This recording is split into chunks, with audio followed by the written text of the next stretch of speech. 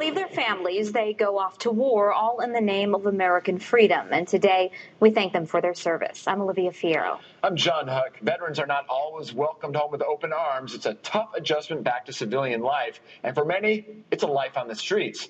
Fox 5's Stephanie Jay is live at the U.S. Vets Las Vegas with a closer look at homeless veterans. Stephanie.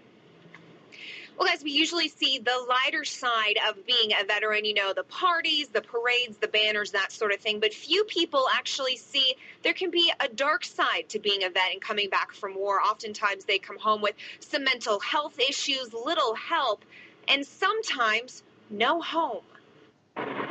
Scary, very scary being on the streets. I just try drinking my nightmares away every night. Plagued by images of war, the best of the red, white, and blue, come back to our country a changed man. It was different. It was weird. Didn't know how to act, really. I was kind of sketched out about everything. I'm always on edge. You got to know where all the entrances and exits are. Got to know where everybody's at. Hyper vigilant. I began drinking because of some of the problems. I couldn't hold any jobs. Relationships were hard to hold. The shock of returning to civilian life. Many struggle with post-traumatic stress disorder. Others not treated with the respect they deserve. Very hard because you have people out there that want to call you names and say you aren't no good and that you're a murderer. With nowhere to go, some with no family or resources, the street becomes second nature. People walking around you in the dark, not knowing whether someone's going to harm you or whether you're going to wake up alive the next day. In this economy, some say a battlefield resume doesn't go as far as it should. These guys are coming back from Iran and Iraq. There's no jobs for them.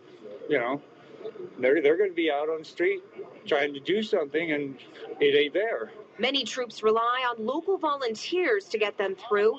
Tonight, a dinner hosted by the Golden Nugget. And as for their next meal, well, that's a worry for tomorrow. There's no program out there that can help a soldier, really. He's got to deal with it himself.